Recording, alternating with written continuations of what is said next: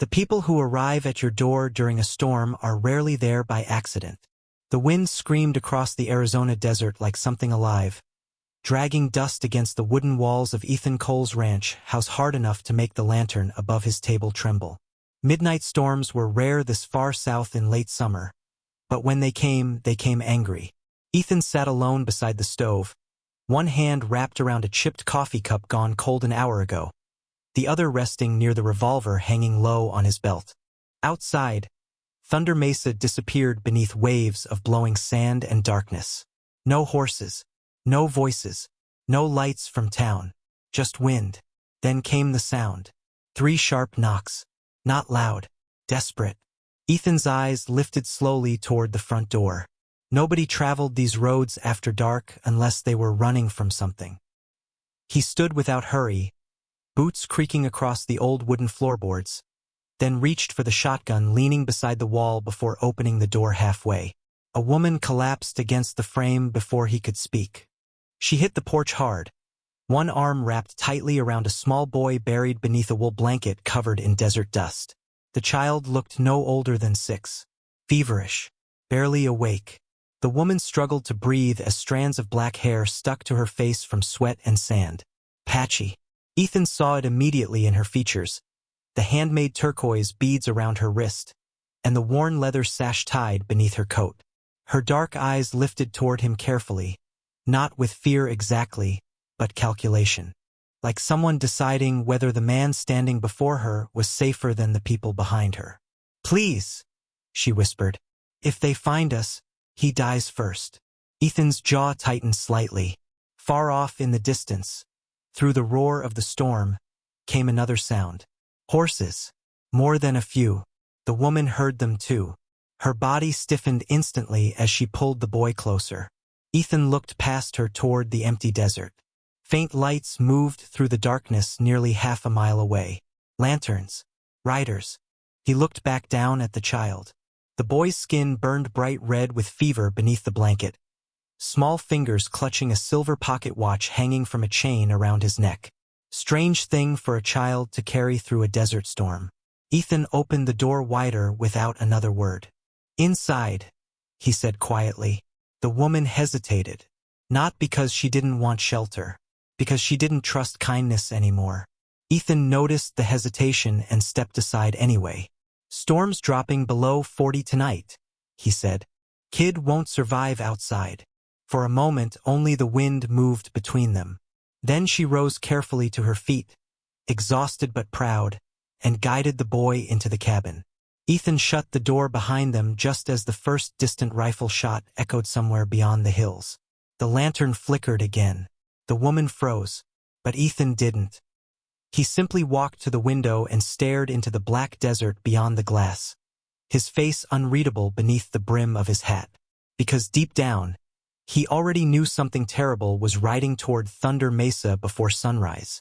The little boy began coughing before the woman even reached the fire. Dry, weak, the kind of cough Ethan had heard once before during the winter outbreak near Silver Creek, when half the town spent weeks burning fever through their bedsheets while the church bells rang almost every morning.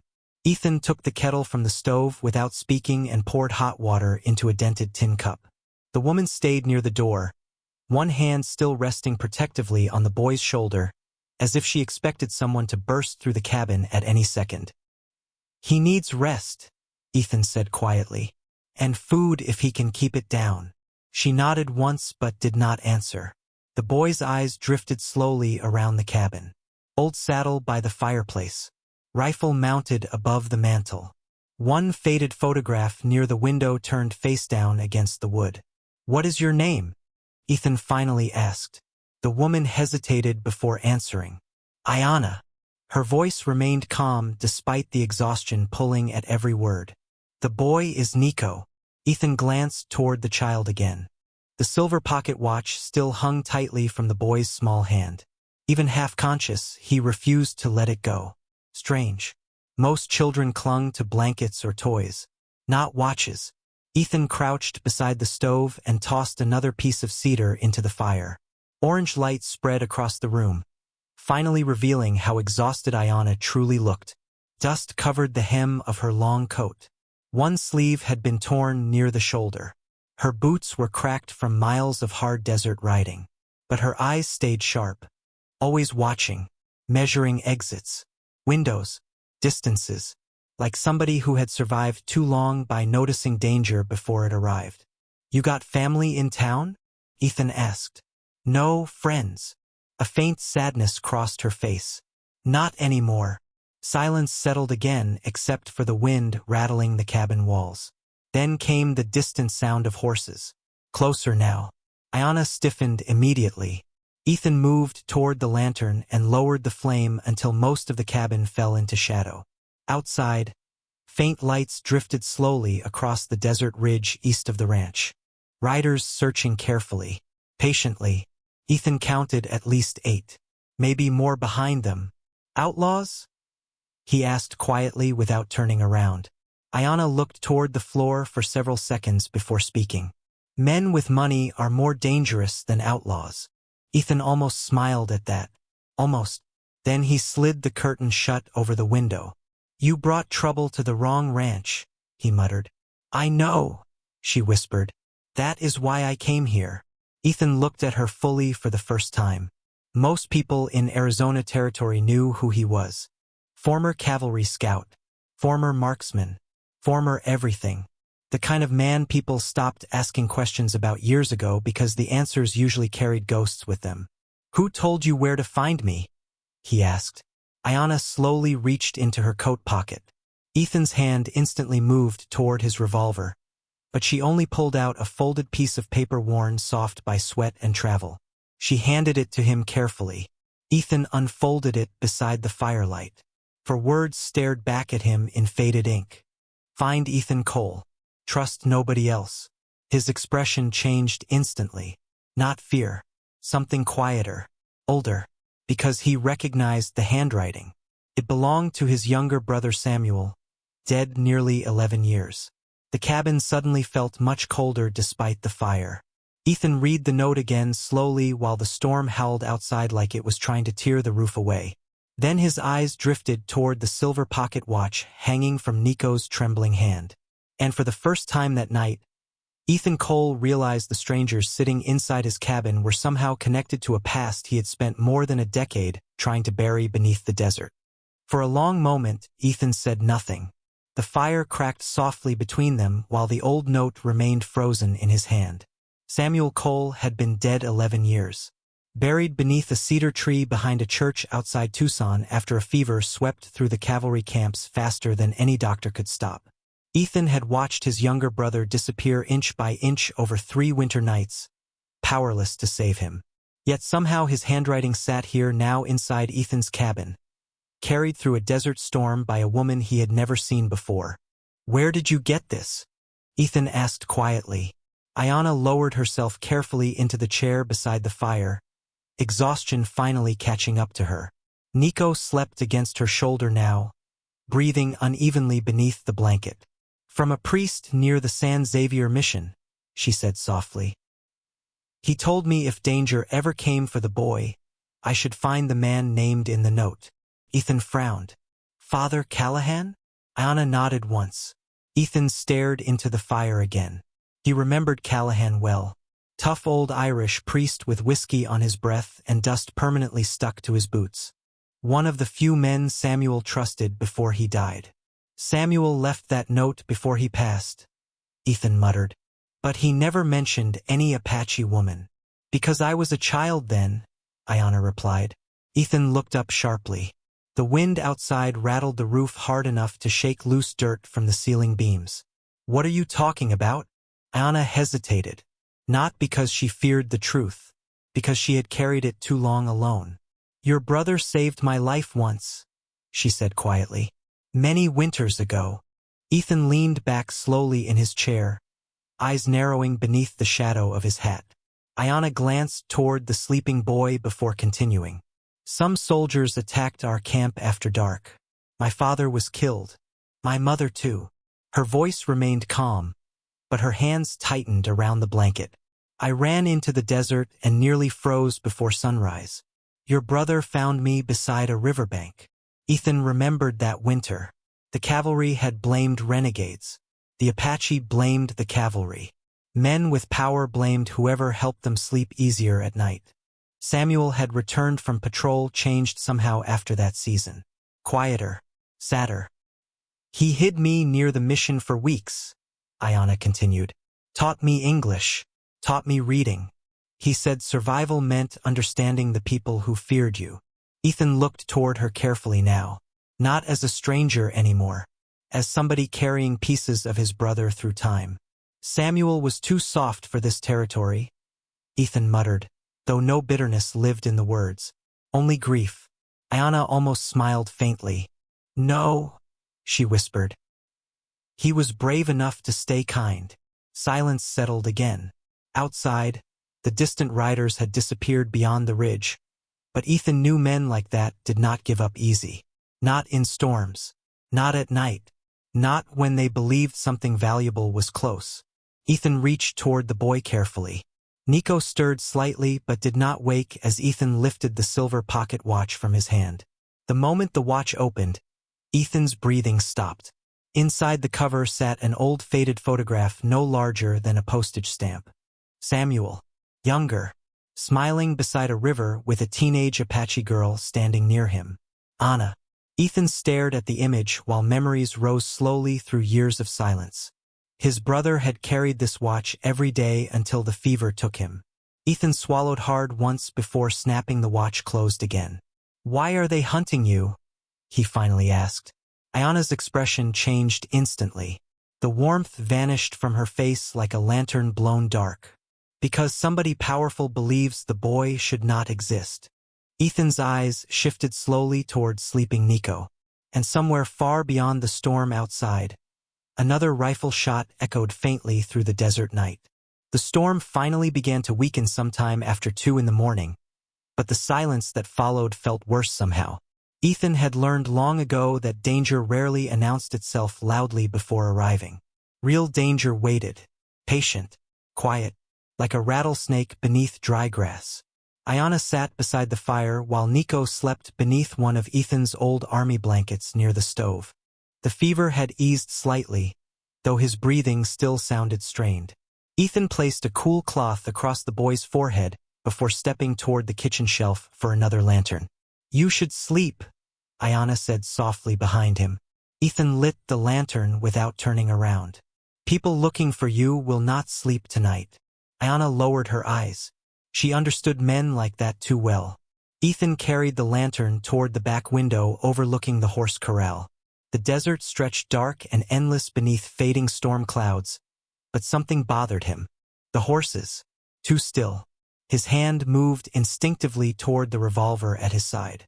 Stay here, he said quietly. Ayanna stood immediately. What is it? Ethan did not answer right away. Then he saw it. A shadow near the water trough. Somebody standing motionless beyond the fence line. Watching the house.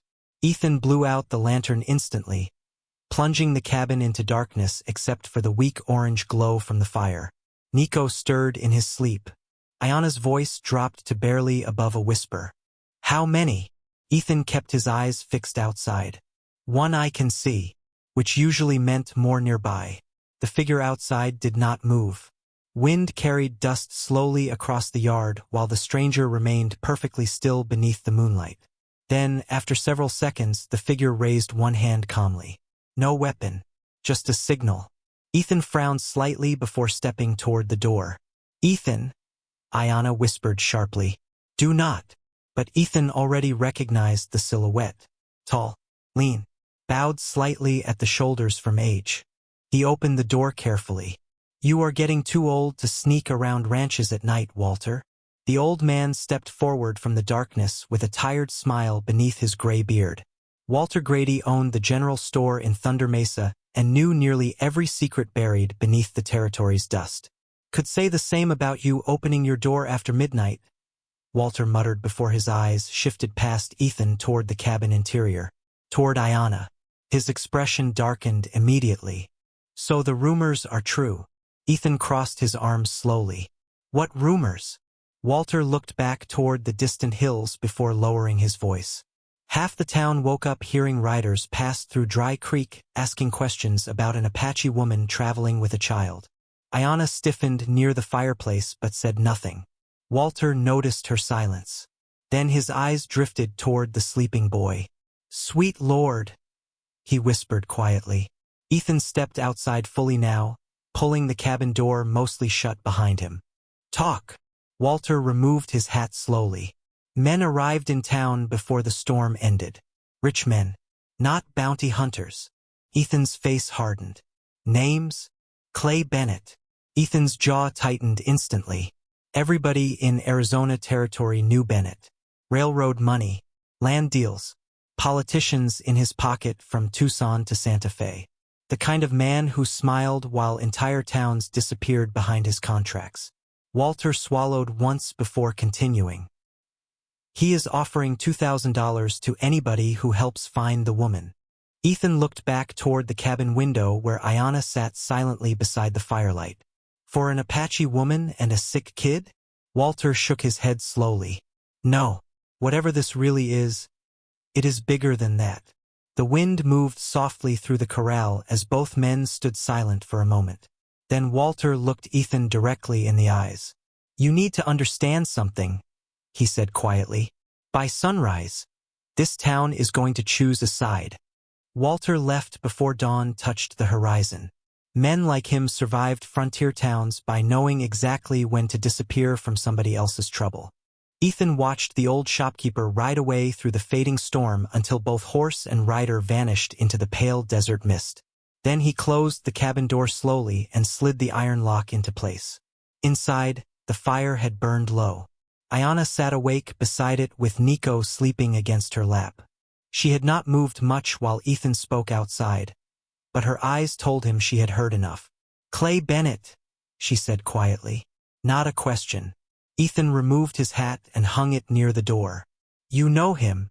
Ayanna looked toward the dying firelight for several seconds before answering. "Everybody west of New Mexico knows him."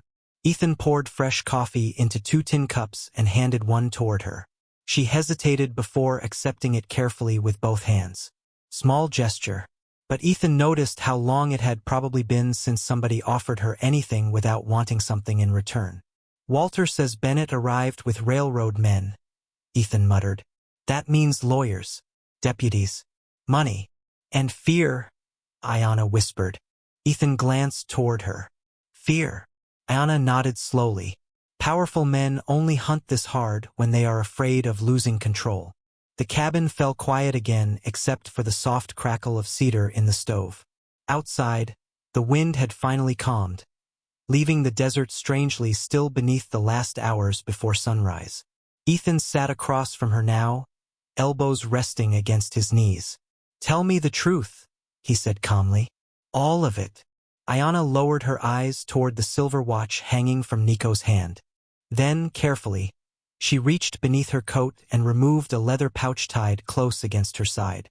Ethan immediately noticed the way she handled it. Not like money, not like supplies, like something dangerous. She placed the pouch on the table between them. "Inside is a document," she said softly, "signed by officials from Prescott and the railroad company." Ethan frowned. "What kind of document?" "An agreement."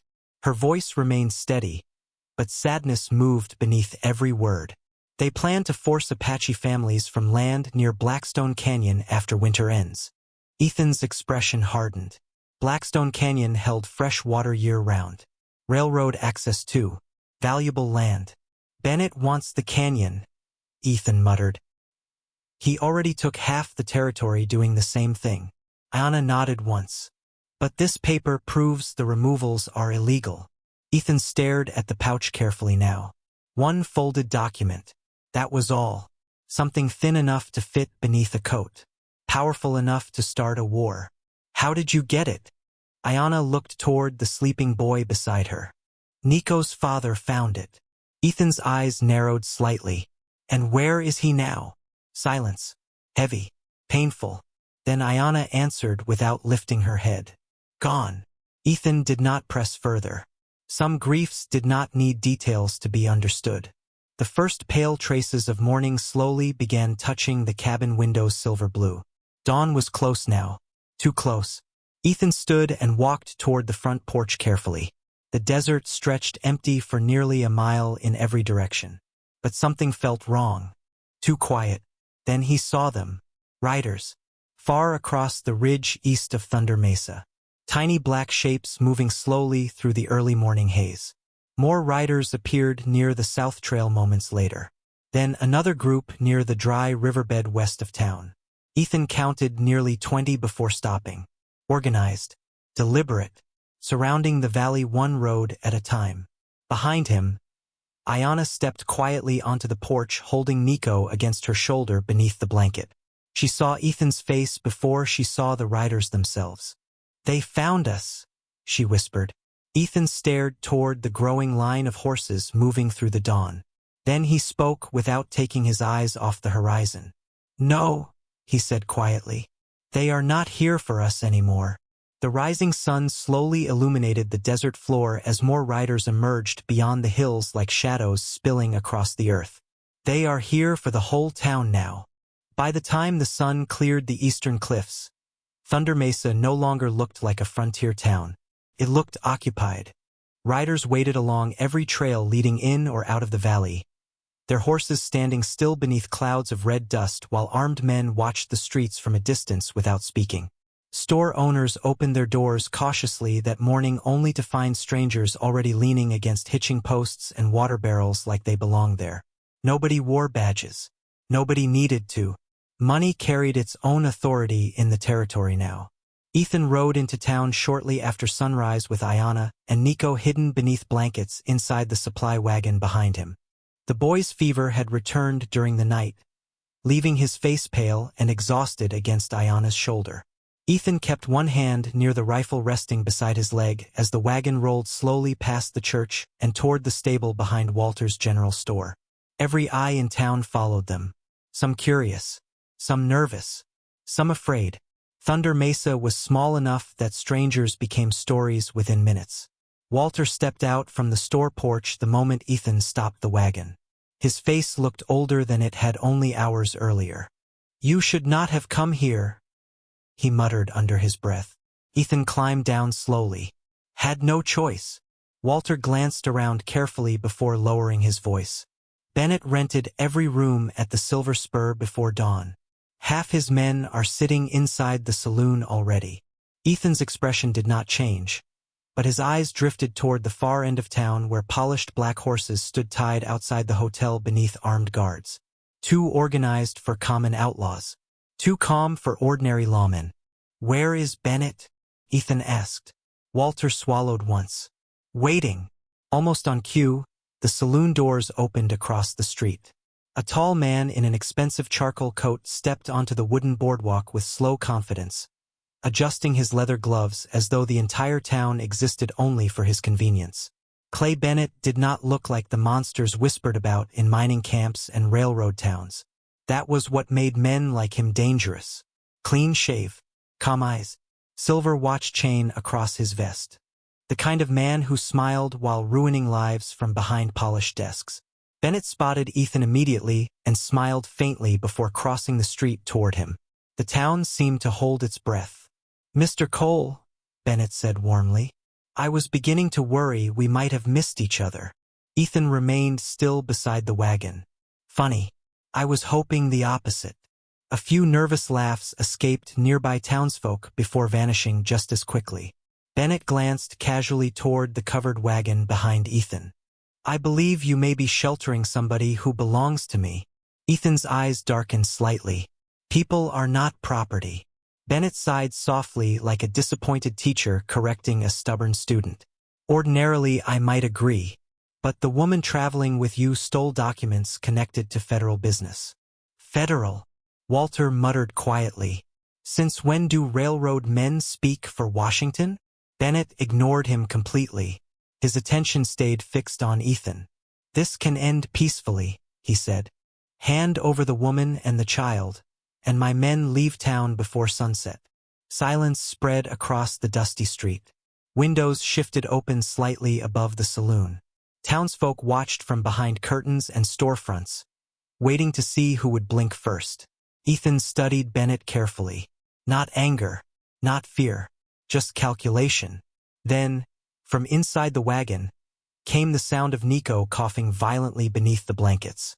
Bennett's smile faded instantly. "Ah," he said quietly. "So they are here after all." Several armed riders nearby straightened immediately. Ethan moved one step closer to Bennett without raising his voice. "You brought nearly 40 men into a farming town to chase a sick child." Bennett looked toward the wagon calmly. "No, Mr. Cole," he replied softly. "I brought 40 men because if that child lives long enough to reach a courtroom, entire empires fall apart." The street stayed silent long after Bennett finished speaking. Even the horses seemed restless beneath the rising heat, stamping slowly against the dry earth while townspeople avoided looking directly at the covered wagon behind Ethan. Fear spread fast in places like Thunder Mesa, faster than truth ever could. Bennett adjusted the cuffs of his gloves calmly, then glanced toward the church bell tower where two of his riders already stood watching the town below. "You have until noon," he said smoothly. "After that, my men begin searching every building." Walter stepped forward nervously. "You cannot do that. This is still a lawful town." Bennett looked at him with almost polite amusement. "Lawful?" he repeated softly. "Mr. Grady, the railroad paid for the sheriff's office, the courthouse, and half the water wells in this valley. Please do not confuse ownership with law." Walter fell silent immediately. Around them, people began quietly drifting back into stores and homes, not wanting to be seen standing too close to Ethan Cole. That hurt more than Ethan expected. Thunder Mesa had once been the kind of place where neighbors helped each other through droughts and storms without asking questions first. But hard years changed people. Money changed them faster. Ethan climbed into the wagon without another word and guided the horses toward the old stable behind Walter's store. Ayanna remained hidden beneath the blankets while Nico coughed weakly against her shoulder. Once inside the stable, Ethan shut the doors firmly behind them. Dust floated through narrow beams of sunlight cutting between the wooden boards. "You should leave town," Ayanna said quietly. Ethan began checking supplies along the stable wall without looking at her. "Too late for that. Because of me." Ethan finally turned toward her. "No, because men like Bennett never stop once people bow to them." Ayanna studied him carefully. Most white men she had known either feared Apache people or hated them outright. Ethan did neither. That unsettled her more than anger would have. Nico stirred weakly in her arms again, eyes barely opening. "Water," he whispered faintly. Ethan immediately handed over his canteen. The boy drank slowly before his gaze drifted toward Ethan's holstered revolver. "Are the bad men coming here?" he asked softly. Ayanna's expression tightened, but Ethan crouched beside the child calmly. "Not if we can help it." Nico nodded sleepily like that answer was enough for him. Children trusted simple promises before life taught them otherwise. Outside the stable, raised voices suddenly echoed through town. Ethan stepped carefully toward a crack in the wooden wall and looked outside. A crowd had gathered near the center street. Bennett stood beside the saloon porch speaking calmly with several townsfolk while armed riders remained posted nearby. Then Ethan saw Sheriff Tom Avery approaching through the crowd. Older now, gray around the beard, but still carrying himself like the decent man Ethan remembered from years earlier. Bennett smiled warmly as the sheriff arrived. "Perfect timing," Bennett called. "Perhaps you can settle this unpleasantness for everyone."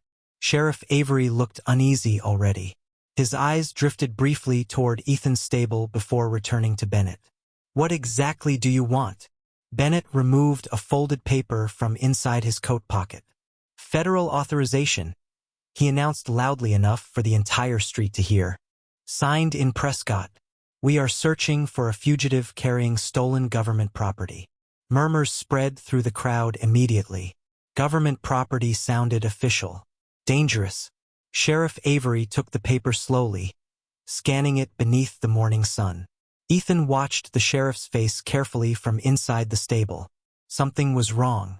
Avery looked less convinced with every line he read. Bennett noticed too. "Problem, Sheriff?" he asked calmly. Avery lowered the document slowly. "This signature," he muttered. "I know Governor Whitmore's handwriting." Bennett's smile faded almost invisibly. Avery looked up now, eyes narrowing slightly. "And this is not it." The entire street seemed to freeze. Even the wind stopped moving for one strange second beneath the burning Arizona sun. Then Bennett smiled again. Slower this time. Colder. "Careful, Sheriff," he said quietly. "Some truths cost more than towns can afford." The silence after Sheriff Avery spoke felt heavier than gun smoke. Nobody in Thunder Mesa moved. Bennett stood perfectly still beside the saloon steps, while the forged document rested in the sheriff's trembling hands beneath the noon sun. Then slowly Bennett smiled again. Not kindly this time. "Sheriff," he said softly, "I would think very carefully before accusing important men of forgery in front of witnesses." Avery did not lower the paper. "And I would think carefully before threatening a town while pretending to speak for the government." Several townspeople exchanged nervous glances immediately. Nobody spoke against men like Clay Bennett openly. Men disappeared that way. Businesses failed. Wells dried up mysteriously. Bank loans vanished overnight. Bennett stepped forward slowly until he stood only inches from the sheriff. "You know what happens if that document reaches Prescott," he murmured quietly enough that only nearby listeners heard clearly. "Railroad expansion stops. Land agreements collapse. Investors panic. Entire towns die." Avery met his eyes without backing away. Maybe towns should not be built on lies. For the first time since arriving, something sharp flickered across Bennett's face. Not anger exactly. Irritation. Like a wealthy man discovering dirt on polished shoes. Across the street inside the stable, Ethan watched every second through the narrow crack in the wall, while Ayanna stood beside him holding Nico close. "The sheriff is going to get himself killed," she whispered. Ethan shook his head slightly. "No, Bennett is too smart for that." "Then why come with armed riders?" Ethan's eyes remained fixed outside. "Because fear works faster than bullets." Outside, Bennett finally stepped back from Avery and addressed the crowd calmly. "I understand emotions are high," he announced smoothly. "So let me offer the people of Thunder Mesa a simple choice." He turned slowly, making sure every porch and window could hear him clearly. "Turn over the Apache woman and the child before sunset, and this town returns to normal tomorrow morning." The crowd remained silent. Bennett's voice softened further. "Refuse." He gestured lightly toward the armed riders surrounding the valley trails. "And investors may decide Thunder Mesa is no longer worth protecting." Walter Grady cursed quietly under his breath beside the general store. Everybody understood the meaning behind those words. No railroad protection meant no shipments. No shipments meant no money. Towns disappeared fast in the territory once the rail lines abandoned them. Bennett had not come to threaten lives directly. He had come to threaten survival itself. Ethan stepped away from the stable wall slowly. "He already owns the town," Ayanna whispered bitterly. Ethan glanced toward her. "No, he just convinced everybody he does." Nico suddenly coughed hard again against her shoulder, his small body trembling from fever. Ethan walked over immediately and pressed his hand gently against the boy's forehead. "Hotter now. Too hot." "He needs a doctor," Ethan muttered. Ayanna's expression darkened. "Bennett's men are watching every road." Ethan stood silent for several seconds before reaching for his hat. "Then we bring the doctor here." Ayanna caught his arm instantly. "If you leave now, they will follow you back." Ethan looked down at her hand gripping his sleeve. Strong hand, steady despite exhaustion. "You trust me enough to come to my ranch," he said quietly. "Trust me a little longer." Before she could answer, loud shouting suddenly erupted outside. Ethan moved back toward the wall crack immediately. A crowd had gathered near the center street again. Sheriff Avery stood beside Bennett now, but something had changed. Townspeople were arguing openly. Angry voices rose through the heat while several men pointed nervously toward the stable district. Ethan recognized the fear spreading across their faces. The fear of choosing between conscience and survival. Then one voice cut through louder than the rest. "We cannot risk the whole town for strangers." Ethan recognized the speaker instantly, Mayor Harlan Pike. And judging by the silence that followed, too many people agreed with him. The sun hung low over Thunder Mesa by the time the town finally made its choice. Not loudly, not bravely, quietly, like most important choices in life. Ethan stepped out of the stable just as Mayor Pike finished speaking to the crowd gathered near the saloon.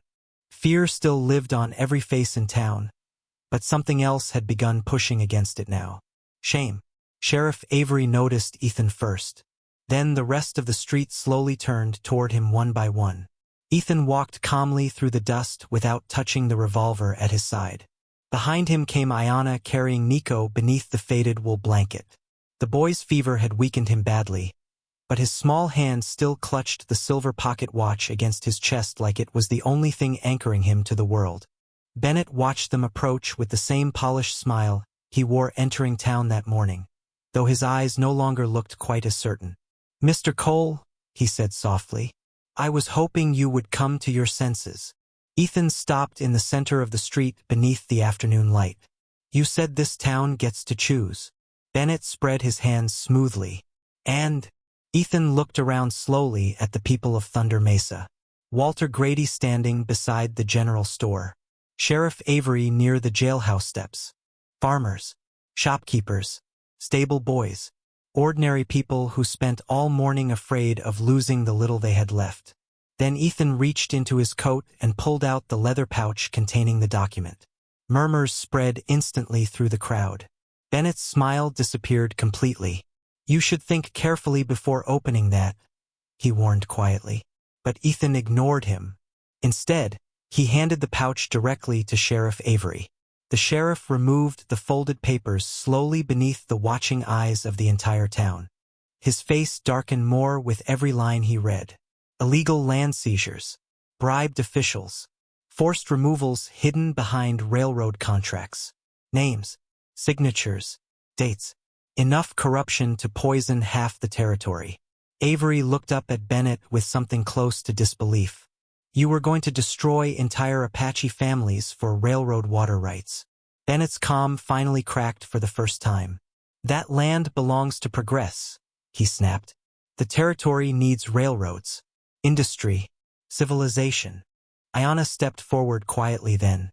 Dust moved softly around the hem of her coat while the whole town watched her. "Civilization," she repeated softly.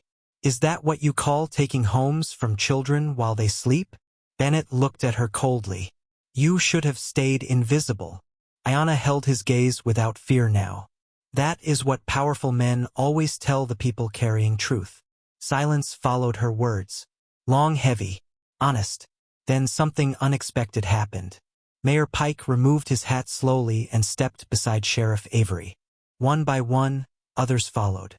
Walter, the blacksmith, the church keeper, even the stable boys standing near the water troughs. Nobody spoke loudly. Nobody made speeches.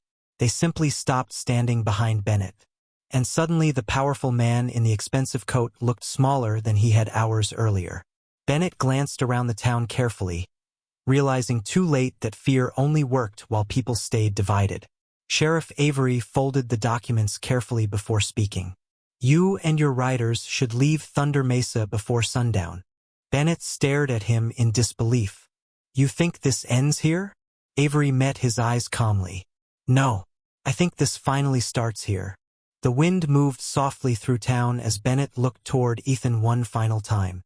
Then, without another word, he turned and walked back toward the saloon where his riders waited.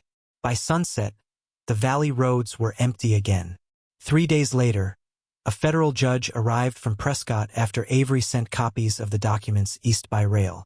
Investigations followed, then arrests, then headlines stretching all the way to California. But none of that mattered much to Ethan. What he remembered instead was the morning Ayanna and Nico finally left Thunder Mesa beneath a pale gold sunrise. Nico's fever had broken overnight. He looked stronger already sitting atop the wagon seat beside her. the silver watch hanging safely around his neck. Ayanna paused before climbing aboard. For a moment, neither she nor Ethan spoke. The desert wind carried softly through the fence posts between them. Then she reached into her coat and placed something gently into Ethan's hand. Samuel's photograph from inside the watch. Younger, smiling, alive. "He never stopped believing good men still existed," she whispered. Ethan looked down at the faded photograph for a long time before answering quietly. "Neither did you." Ayanna smiled faintly, then climbed into the wagon beside Nico. Ethan stood beside the ranch fence watching them disappear slowly into the endless desert light until horse tracks became dust and dust became distance. The wind moved softly across the valley once more, and hanging from the wooden fence beside him, untouched by the morning sun, remained the small turquoise Apache bracelet Ayanna had left behind.